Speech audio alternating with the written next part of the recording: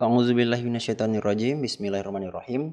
Rabbi shrah li sadri wa yassir li amri wahlul 'uqdatam min lisani yafqahu qawli.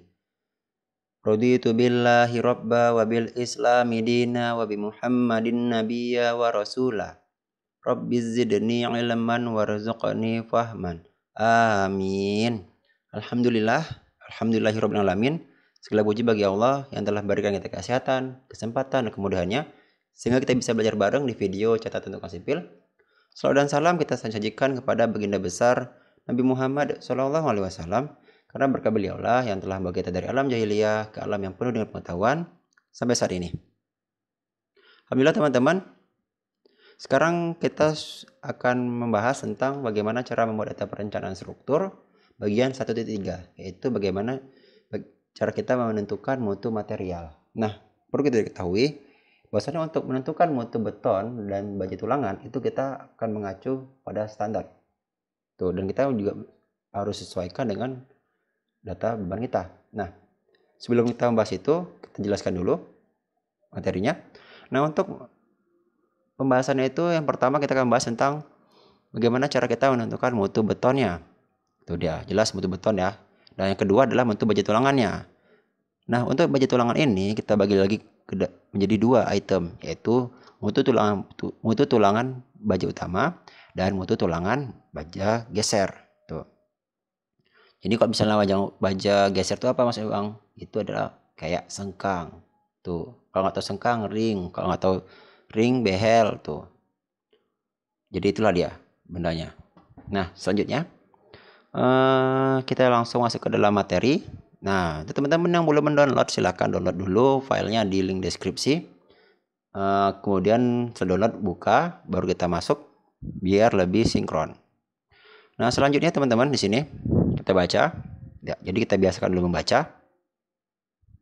Yang pertama adalah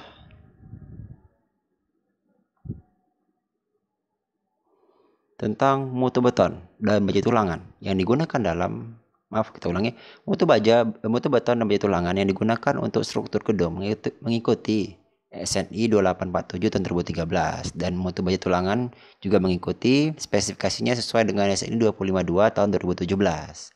Nah, jadi di sini kita menggunakan dua peraturan. Jadi ini saling terhubung teman-teman ya. Jadi contohnya gini, contoh simpelnya. Nah, ketika kita bertanya, Bang, kita ingin menentukan nih berapa mutu beton dan baja tulangan. Kita menggunakan peraturan mana? Kita menggunakan peraturan SNI 2847 tahun 2013. Nah, selanjutnya, Bang, bagaimana cara kita menentukan campuran mutu beton? Nah, maka kita merujuk kepada SNI ya untuk campuran beton.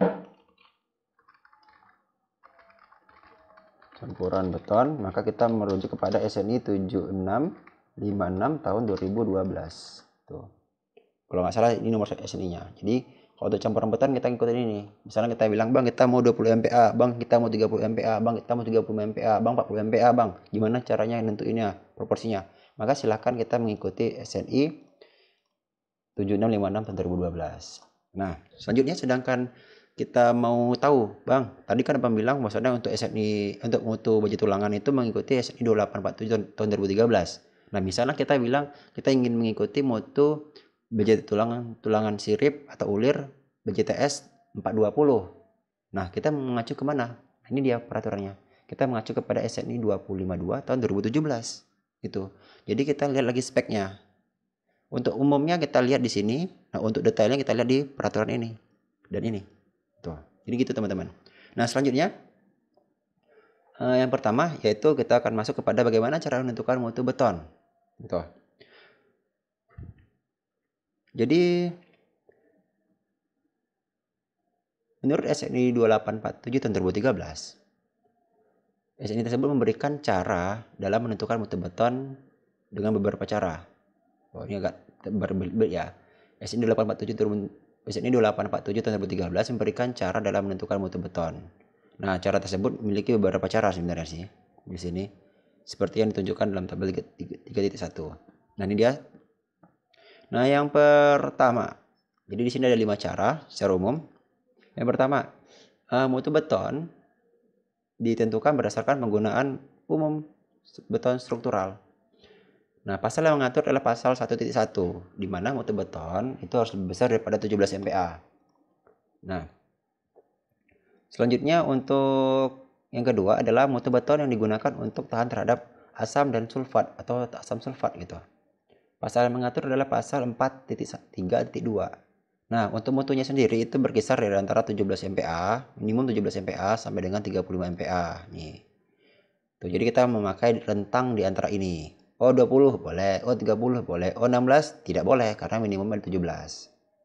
Nah, selanjutnya penggunaan berdasarkan umur 28 hari. Nah, ini sering kali kita dengar bahwasanya beton itu direncanakan umur 28 hari ya, 25 MPa di 28 hari. Tuh. Jadi inilah dia dasarnya. Nah, dasarnya itu bersumber dari pasal 5.1 di mana mutunya harus lebih besar daripada 17 MPa, dan pasal 13.3.1 di mana mutu beton itu harus lebih besar daripada 21 MPa. Itu dia. Ini dasarnya untuk umur 28 hari. Nah, selanjutnya untuk beton yang direncanakan untuk penggunaan sistem rangka pemikulaman khusus nih teman-teman. Jadi kalau teman-teman itu menggunakan sistem rangka pemikulaman khusus dengan jenis beton adalah beton normal, maka pasal yang mengatur itu adalah pasal 21.1.4.2. Dengan nilai mutu yang disyaratkan itu adalah harus lebih besar daripada 21 MPa. Itu. Sedangkan untuk beton ringannya, nah beton ringannya pasalnya pasal 21.1.4.3, di mana mutu betonnya itu tidak boleh lebih besar daripada 35 MPa. Itu dia teman-teman. Nah, jadi kan kita bilang, Bang, ini kita sudah tahu nih mutu beton kita itu mutu beton gedung kita seperti ini. Seperti yang Bang jelaskan di bagian awal, yaitu perencanaan geometrik. Nah, gedungnya itu terdiri dari fungsi untuk kantor dengan jumlah lantai yang ditahan adalah 4 lantai, lantai 2, 3, 4 dan atap. Dengan spesifikasi yang dijelaskan beban steknya seperti ini. Nah, pertanyaannya berapa sih mutu beton yang Abang pakai? Atau bagaimana cara Abang menentukan mutu beton yang Abang pakai? Itu. Caranya deh. Tuh kalau caranya tahu, mudah deh caranya. Nah, di sini saya memberikan tips. Nah, untuk penentuan berdasarkan tabel 3.1 di atas nih, tabel spesifikasi penggunaan mutu beton. Nah, untuk mempermudah menentukan mutu beton yang sesuai dengan spesifikasi konstruksi, maka dapat menggunakan beberapa pertimbangan seperti di bawah ini. Tuh. Jadi ini kita punya pertimbangan tuh. Jadi nggak semerta-merta, oh bang kita pakai SRMPK aja deh. Saya menggunakan SRMPK dengan mutu minimum 21 MPa. Nggak gitu bos, nggak gitu. Jadi dia ada tahapannya, jadi jangan langsung aja gitu. Jadi dia tahapannya, ada bahan pertimbangan. Walaupun kamu nanti pakai 21, tapi dia ada bahan pertimbangannya. Tuh. Masa kita sama dengan orang yang kurang mengerti gitu. Jadi kan nggak kena gitu. Jadi di mana istilahnya feeling engineeringnya sedap li. Nah lanjut. Jadi di sini dia bahan pertimbangannya. Yang pertama yaitu mutu beton ditentukan berdasarkan lokasi geografis didirikan bangunan. Tuh, lokasi geografis bisa dari di pesisir, bisa dari pegunungan, ya bisa dataran rendah, dataran tinggi gitu. Kemudian ditentukan berdasarkan iklim daerah tersebut, bisa dia dominan panas, dominan hujan, atau dia iklimnya itu pancaroba terus menerus, kan nggak mungkin ya kan. Nah yang ketiga adalah mutu beton ditentukan berdasarkan fungsi struktur. Nah fungsi struktur bisa jadi fungsi strukturnya itu sebagai kantor, rumah sakit, kemudian ruko, bisa jadi pasar, bisa jadi pabrik kimia gitu. Jadi kan macam-macam tuh, nggak mungkin mutu betonnya itu sama semua kita pukul rata, nggak mungkin. Tuh, jadi ada namanya penyesuaian. Nah itu bahan pertimbangan kita penyesuaian itu. Tuh, tapi tidak terlepas dari pasal yang mengikat itu dia. Nah yang keempat berdasarkan bentuk geometrik struktur. Nah maksudnya apa? Di sini mutu itu ditentukan juga dipertimbangkan berdasarkan bentuknya. Ada yang beraturan, ada yang tidak beraturan, ada yang dia langsing ke atas, ada yang melebar ke samping gitu. Nah selanjutnya yang kelima berdasarkan aspek tahan asam dan sulfat atau sulfat gitu. Jadi contohnya apa bang? Yang tahan ini pabrik gitu, pabrik, kemudian dermaga, tuh pelabuhan ya kan. Tuh kenapa? Karena situ banyak asam beton itu diserang oleh asam tuh. Atau betonnya daerahnya lembab tuh. Kayak di rawa. Kok di rawa asam ya? Di lembab itu kayak di tempat penyulingan air gitu. Itu lembab. Kemudian yang keenam, mutu beton dipertimbangkan berdasarkan tahan terhadap beban khusus. Nah, ini beban khusus. Nah, beban khusus ini dia jarang digunain karena nggak semua struktur menggunakan beban khusus. Dan kadang pun beban khusus itu hanya berlaku sementara gitu dia. Nah, kemudian yang ketujuh adalah berdasarkan tahan terhadap terhadap beban gempa atau angin. Nah, ini yang kita sering guna ini, beban gempa atau angin tuh sering kita sekali pakai. Karena daerah kita ini daerah yang sering terjadi gempa gitu. Dan juga sering terjadi angin puting beliung walaupun kurang dominan ya. Gitu. Nah, sebagai contoh dalam mempertimbangkan penentuan mutu beton, ini saya sediakan pada tabel di 3.2. Ini dia. Jadi ini menggunakan pasal yang di sini, menggunakan peraturan ini. Kita terjemahkan, kita sesuaikan berdasarkan bahan pertimbangan yang kita jelaskan tadi. Tuh. Jadi ini bahannya pertimbangan 1-7. Nah, hasil peninjauan ini dia. Nah, hasil peninjauan. Nah, untuk item pertama, lokasi geografis kita berada di pesisir pantai. Tuh, kok bisa teman-teman cek di Google untuk daerah Krungkuku. Ini dia, Nanggoracidon Calam, Dewantara, Krungkuku. Itu dia lokasinya itu berada di pesisir pantai. Tuh. Kemudian iklim dominan panas. Fungsi bangunan sebagai kantor. Kemudian bentuk geometrik struktur itu strukturnya beraturan ya, karena kita sudah melakukan kontrol di item pertama ini di bagian tahapan geometrik. Jadi kalau teman-teman yang belum melihat materi ini silakan ya cek dulu, karena ini itemnya khusus nih, penting banget nih untuk geometrik struktur itu. Jadi kalau misalnya itemnya geometrik struktur ini kurang jelas, maka kamu harus memperjelasnya dulu gitu. Jangan sampai nggak jelas kamu baru lanjut ke tempat lain gitu dia. Jadi ini rangkuman, jadi nggak nggak serta-merta langsung tebak-tebak buah mangga gitu, nggak tuh. Jadi punya tahapan. Kalau kamu nggak ikut tahapan ya udah, saya nggak tahu bilang. Nah yang kelima nih, berdasarkan aspek tahan terhadap sulfat. Nah ini tidak ada karena struktur untuk kantor, bukan pabrik, bukan dermaga atau bukan daerah rawa gitu, nggak ada. Tuh. Kemudian berdasarkan tahan terhadap beban khusus tidak ada juga. Itu contohnya kayak mesin generator di lantai 2 nggak ada. Tuh. Atau mesin berat di lantai atas juga tidak ada.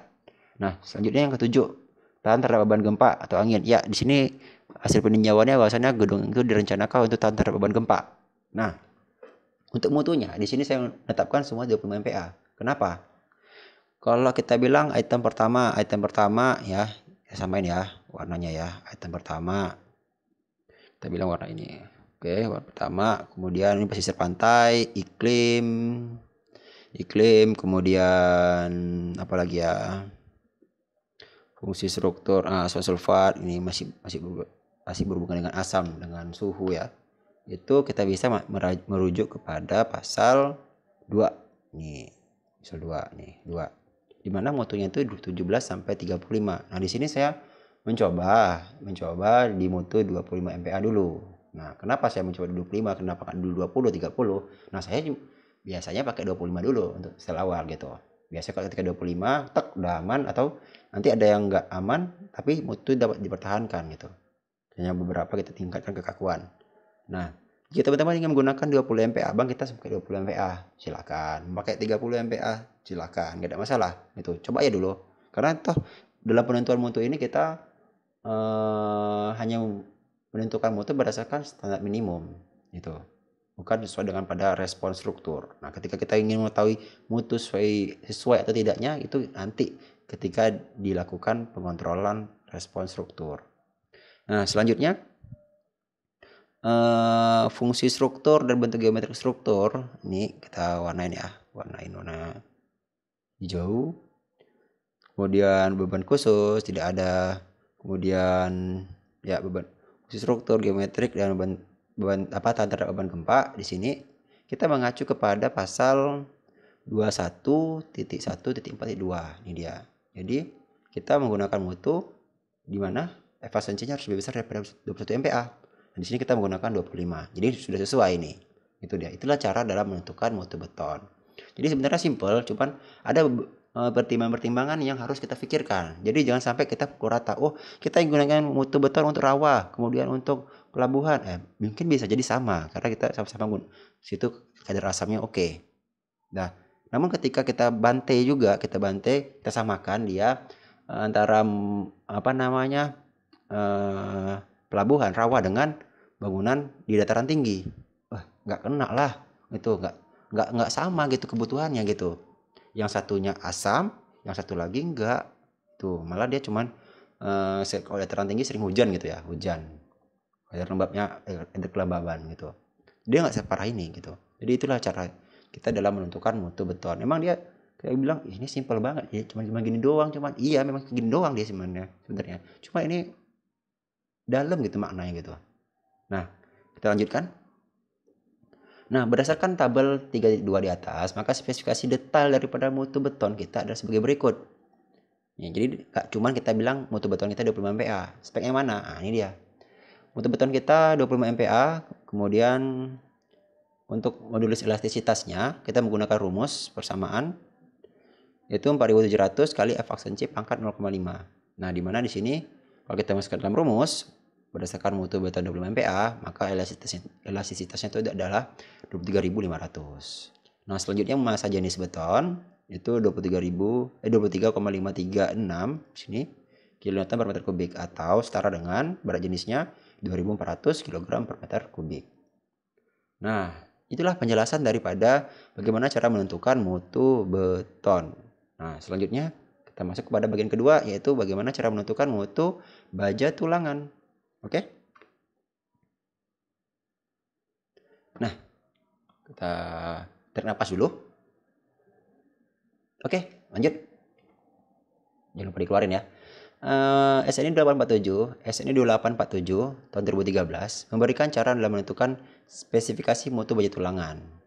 Nah, untuk cara ini memiliki beberapa cara, seperti yang ditunjukkan pada tabel 3.3 dan 3.4 di bawah ini. Yang pertama, ini ada spesifikasi penggunaan mutu baja tulangan. Tabel 3.3. Pertama kita tentukan dulu jenis tulangannya apa. Nah, di SN ini pasal 3.5.1 itu menetapkan bahwasannya tulangan itu wajib ulir. Mau itu tulangan utama, mau itu tulangan geser, mau itu sengkang, mau itu torsi, mau itu fleksi, atau dia kombinasi daripada semuanya, itu wajib ulir.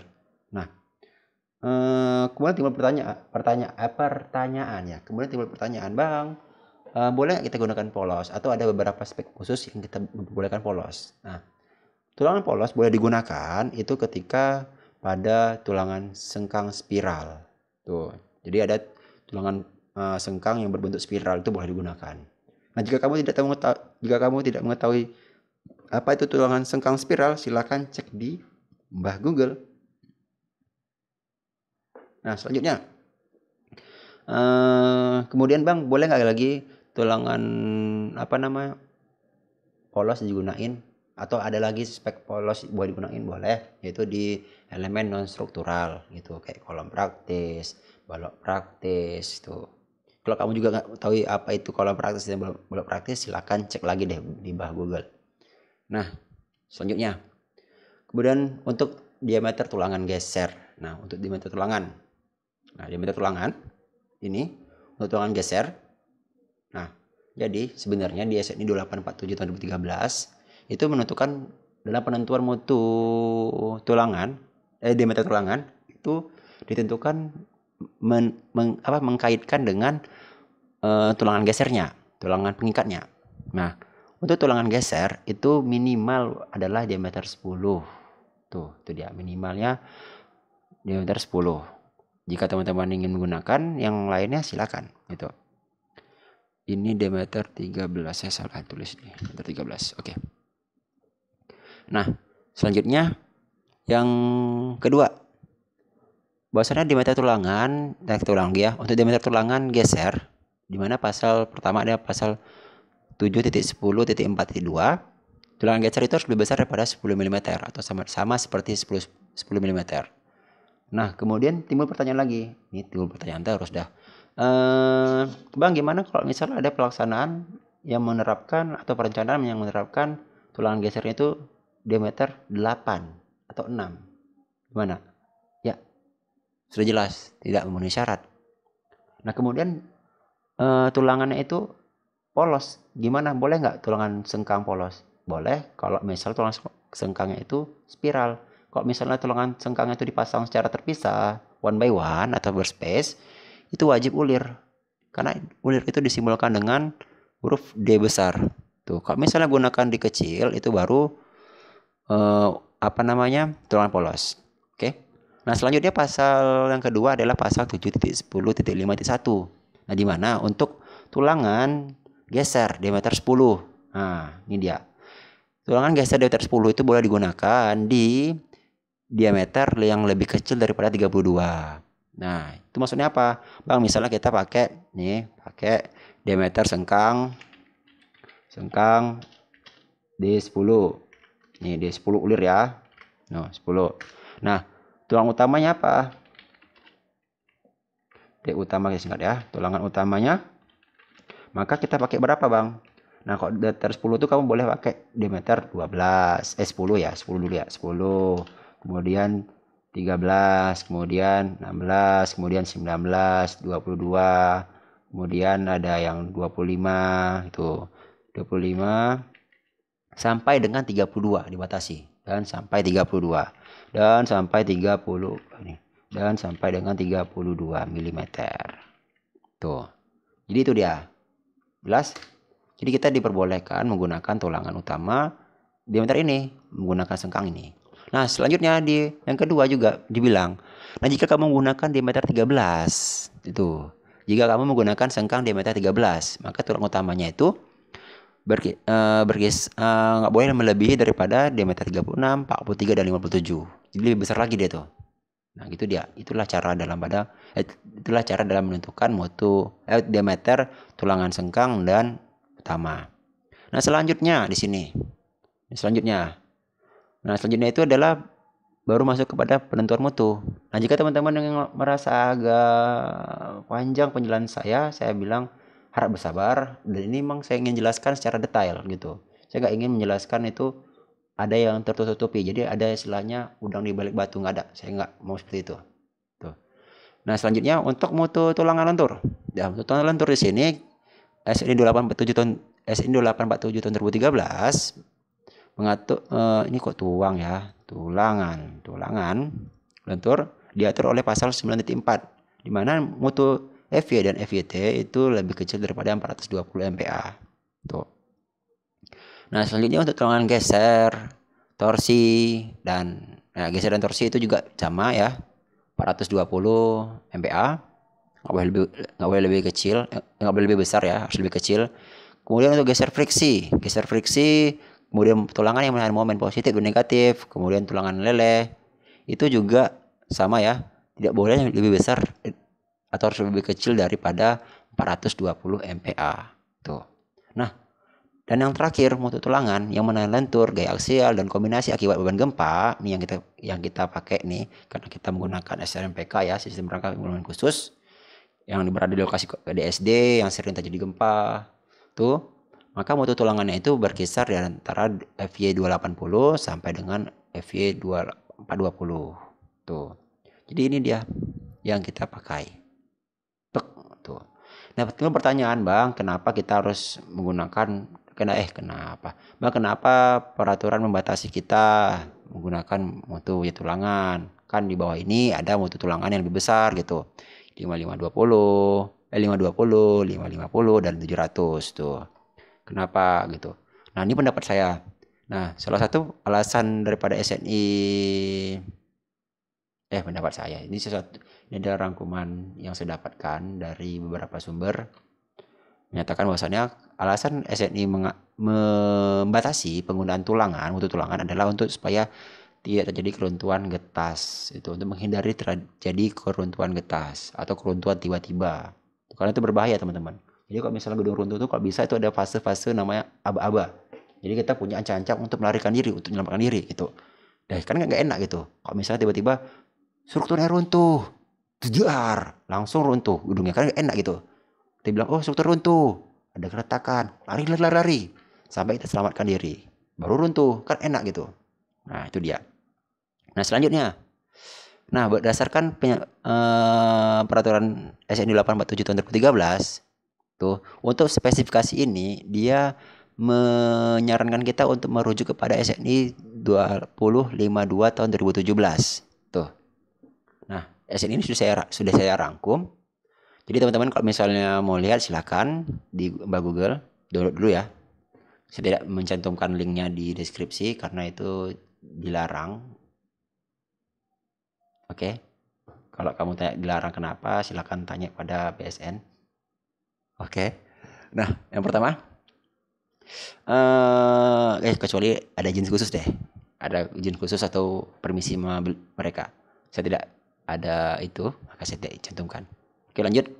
Nah, jadi untuk mutu atau kelas baja tulangan di sini, nah kelas ya, kelas baja tulangan. Jadi kalau misalnya di baja itu namanya kelas baja atau grade itu, kelas baja tulangan. Nah, baja tulangan ini itu ada 7 buah mutunya. Nah, mulai daripada baja tulangan P. P ini artinya polos ya teman-teman. Ini saya lupa menulisnya. Jadi P itu sebenarnya polos. Polos. Oke, sedangkan S itu adalah sirip.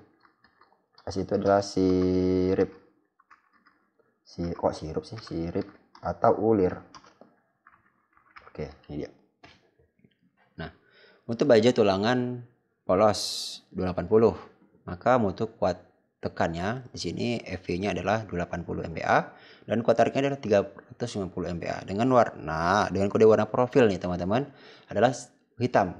Tuh. Jadi kalau misalnya teman-teman perhatikan itu kalau misalnya ada pemesanan besi baru, tuh besi baru ya, kalau besi lama itu udah berkarat jadi hilang warnanya. Di bagian profilnya itu ada warna, kode warna gitu. Nah, inilah kode warnanya. Tuh. Jadi teman-teman bisa mengetahui kode warnanya itu berdasarkan yang kalian lihat gitu. Tapi kecuali adanya penipuan. Misalnya orang pesannya hitam, tiba-tiba dicat di tengah jalan warna kuning. Itu saya lepas tangan gitu. Karena secara proseduralnya seperti ini. Nah, selanjutnya untuk baju tulangan sirip 280 itu sama ya, masuk kodenya hitam ya. Jadi antara baju tulangan polos dan sirip 280 itu sama mutunya. Selanjutnya untuk baju tulangan sirip 420A dan 42B itu. Ini sama, cuman kodenya berbeda. Kalau 42A itu mutunya adalah FY420 dengan FU525 dengan kode warna kuning. Warna hijau sih. Kuning. Oke.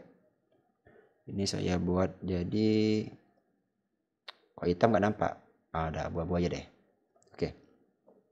Kemudian untuk baju tulangan sirip 420B itu kode warnanya merah. Oke.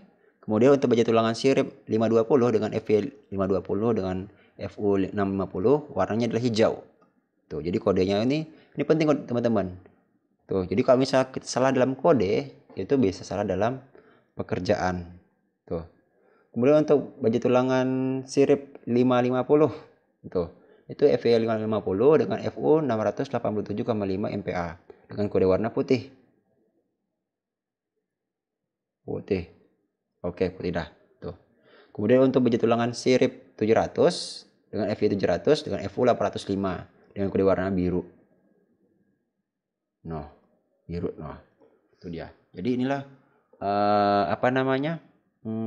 spesifikasi mutu baju tulangan sesuai SNI 2052 tahun 2017. Tuh. Nah, selanjutnya teman-teman, nah berdasarkan tabel 3.4, 3.3 dan 3.4 di atas, maka mutu detail spesifikasi baju tulangan yang digunakan adalah sebagai berikut. Nah, untuk baju tulangan utama, tuh di sini kita menetapkan bahwasanya mutu baju tulangannya itu adalah BTS 420B itu. Kode warnanya merah. Oke. Kemudian kuat dulunya, kuat tekannya 420, FU-nya 525 MPa. Kemudian untuk elastisitas baja yaitu 200.000 MPa. Dan berat jenis baja adalah 7.850 kg per meter kubik. Nah, sedangkan untuk baja tulangan geser atau tulangan sengkang atau tulangan hook atau tulangan kait ring cincin ya, nama lainnya seperti itu. kita menggunakan kelas baja atau mutu baja BJTS 280. Tuh, masih ulir semua ya sini semuanya. Kuat luluhnya 280, kemudian kuat tariknya 350 dengan elastisitas baja 200.000 dan berat jenis baja 7.850. Nah, itulah materi tentang bagaimana cara kita menentukan mutu baja beton dan baja tulangan sesuai SNI 847 tahun 2013 dan sesuai dengan SNI 252 tahun 2017. Nah, jika teman-teman ingin bertanya atau berdiskusi tentang permasalahan atau kesesuaian dari soal atau pekerjaan yang dihadapi, silakan teman-teman chat lewat Gmail di alamat tukangsipil01@gmail.com. Tuh dia. Jadi jangan lewat tukang pos ya, karena tuh nggak nyampe. Tuh, kecuali ngirim paket. Oke. Jika ada kesalahan dalam penyampaian atau kekurangan dalam penyampaian, itu datangnya dari saya pribadi. Jika ada kebaikan dan kelebihan yang tampak, itu datang dari Allah Subhanahu wa taala. Saya meminta maaf. Wabillahi taufiq wal hidayah. Wassalamualaikum warahmatullahi wabarakatuh. Selamat belajar dan mencoba. Terima kasih.